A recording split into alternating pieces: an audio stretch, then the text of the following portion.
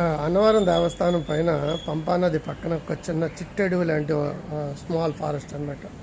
Stress మేనేజ్మెంట్లో బాగా ప్రధానమైనది ఏంటంటే, ఒకటి నేచర్కి దగ్గరగా ఉండాలి. మీ ఇంట్లో బయట నేచర్ ఉంటే పార్కులు కానీ మరొకటి కానీ ఉంటే దాంట్లో స్పెండ్ చేయాలి కాసేపు వాకింగ్ మరొకటి ఇంకోటం. నెంబర్ 2, కంపల్సరీగా చేయవలసింది ఏంటంటే పొద్దున్న మధ్యాహ్నం సాయంకాలం ఎంతసేపు వీలైతే అంతసేపు ఒక చిన్న బ్రీతింగ్ ఎక్సర్సైజ్, ఒక 1 or 2 minutes బ్రీతింగ్ ఎక్సర్సైజ్ చేయాలి. గాలి పీల్చుకోవడం, బిగించడం, నెమ్మదిగా వదలడం, నంబర్స్ కూడా కౌంట్ చేసుకోవచ్చు.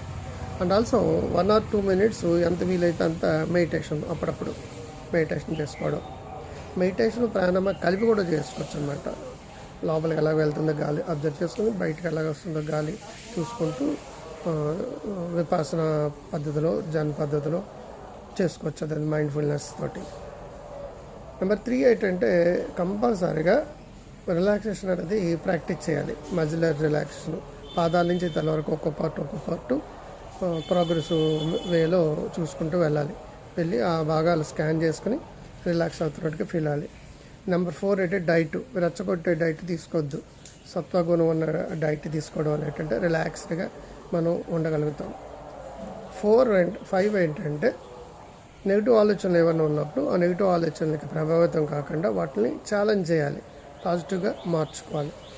6 ఏంటంటే, మీ అనవసరమైన ఆలోచనలు ఏమైనా వచ్చినప్పుడు జర్నలింగ్ చేయాలి. పేపర్ మీద పెన్ పేపర్ పెట్టుకొని రాయాలి. దానివల్ల ఏమవుతుందంటే, మీరు ఎలా వెళ్ళిపోతున్నారో మీకు అర్థమవుతుంది. దాన్ని పాజిటివ్గా ఎలా మార్చుకోవాలో కూడా తెలుస్తుంది. 8 ఏంటంటే, సెల్ఫ్ హిప్నటిజం నేర్చుకొని ప్రాక్టీస్ చేయాలి. 9 ఏంటంటే, ఎప్పుడు కూడా మొబైల్ అనేది డిజిటల్ డిటాక్సిఫికేషన్ ఉండాలి. అనవసరంగా మొబైల్ వాడడం మానేయాలి. రాత్రి పడుకోవడానికి 2 గంటల మధ్య అసలు మొబైల్ వాడరాదు. 7 to 8 hours స్లీప్ బాగా ఉండేటట్టు చూసుకుంటే స్లీప్ వల్ల కూడా స్ట్రెస్ తగ్గుతుంది. కుటుంబంలో సమస్యలు కావచ్చు, ఆఫీసులో సమస్యలు కావచ్చు, చదువులో సమస్యలు కావచ్చు, ప్రాజెక్ట్ వర్క్లో సమస్యలు కావచ్చు, నిరంతరం సమస్య లేకుండా మనిషి ఉండడు. సమస్య వచ్చినప్పుడే సక్సెస్ వస్తుంది.